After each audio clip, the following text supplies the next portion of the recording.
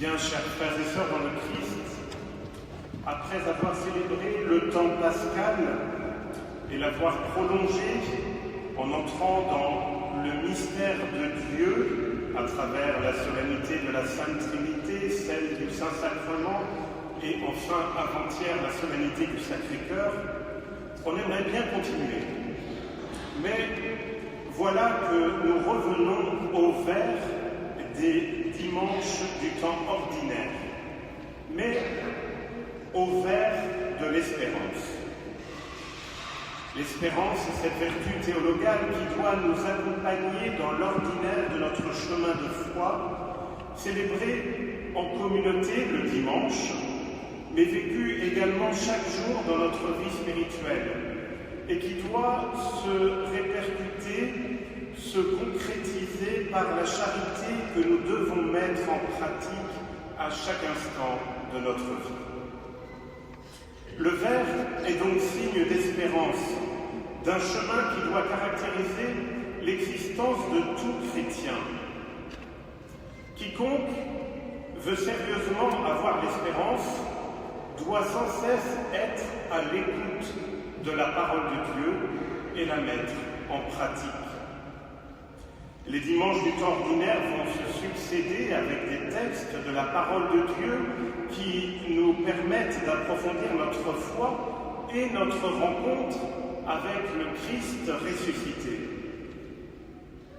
Ce matin, les lectures mettent devant nos yeux une réalité assez dure, mais constante dans la parole de Dieu et dans l'enseignement de Jésus.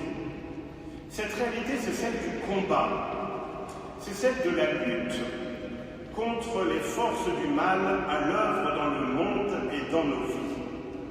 Et ce n'est pas sans lien avec ce que nous vivons en ce dimanche dans cette cathédrale, particulièrement ici à Luçon.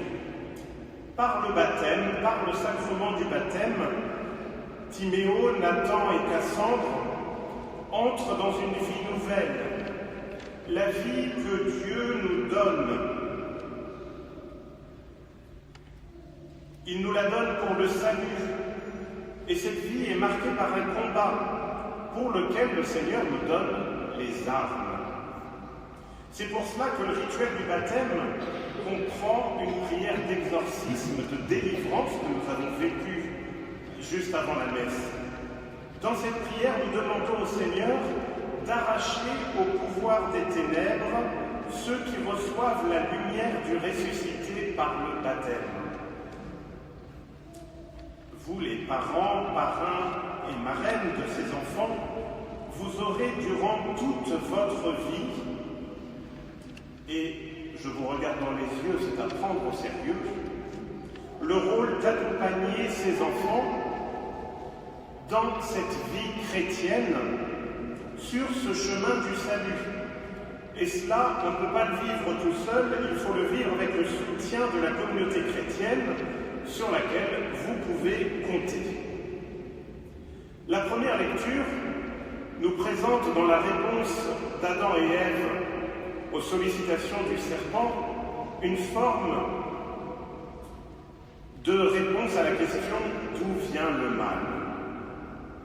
Cette question touche tout le monde. Le mal qui est en nous ne vient pas de Dieu. Il est entré en nous par un choix libre de notre père Adam. Ce choix a obscurci la beauté de la nature créée par Dieu et a mis une ombre dans la vie de ces créatures qui sont sans cesse dans un combat. Le péché d'Adam et Ève entraîne un changement qui est comme une peine qu'ils doivent porter et qu'ils transmettent à leurs descendants. Pour nous, disciples du Christ, retenons ce que saint Paul dit dans sa lettre aux Romains. En effet, de même que par la désobéissance d'un seul être humain, la multitude a été rendue pécheresse, de même, par l'obéissance d'un seul, la multitude sera-t-elle rendue juste. Le mal est entré dans le monde par un seul, et il est vaincu par un seul, par le Christ. Le rôle de sauveur de Jésus ne se comprend que si on porte notre regard sur cette réalité du mal et de son origine. Face à la présence du mal, nous sommes invités à reconnaître en Jésus ressuscité celui qui est plus fort que le mal et qui vient nous en libérer. Et dans l'évangile de ce jour, la discussion que Jésus a avec les pharisiens nous permet de faire un pas de plus et manifeste que le mal n'est pas seulement en nous par notre choix, il est aussi l'œuvre du malin, de Satan, de Belzéboul. Le mal provient alors d'une cause extérieure à nous et il se propage par toutes sortes d'artifices. Satan met à l'œuvre des forces mystérieuses qui s'en font les moteurs. Et Jésus apparaît ici comme celui qui est capable de les reconnaître. C'est pourquoi il les dénonce et les confronte. Il est ainsi présenté par saint Marc comme le vainqueur de Satan. Jésus ne se contente pas de dénoncer le mal, il l'écrase par ses actions, par son œuvre, par ses miracles. Les pharisiens reconnaissent cette puissance à l'œuvre, mais ils se trompent de cible en l'attribuant à Satan lui-même. Jésus leur répond que ce ne peut être le cas, car ainsi Satan travaillerait contre lui-même. Mais voilà que Jésus prononce une phrase mystérieuse. Si quelqu'un blasphème contre l'Esprit Saint, il n'aura jamais de pardon. Il est coupable d'un péché pour toujours. Il y a donc une libération qui paraît quasi impossible à faire. Jésus l'appelle le péché contre l'Esprit Saint. De quoi s'agit-il ? On peut penser qu'il s'agit ici d'un choix de vie réfléchi, conscient, qui ouvre la porte au mal de façon continue et sans remords. Un choix qui s'inscrit comme un refus conscient du salut. Voilà ce que serait le péché contre l'Esprit Saint. Il est difficile d'aller plus loin car cette phrase de Jésus reste mystérieuse. Elle se veut toutefois une mise en garde pour chacun d'entre nous. Bien sûr, la miséricorde de Dieu, l'amour de Dieu ne souffre pas de limites. Mais ici, Jésus laisse entendre que cette miséricorde peut trouver un tel refus qu'elle cesse d'être active et laisse la personne à ses seules ressources humaines. Alors, frères et sœurs, commençons par retenir que le mal ne vient pas de Dieu. Le mal ne vient jamais de Dieu. Le mal ne peut pas venir de Dieu.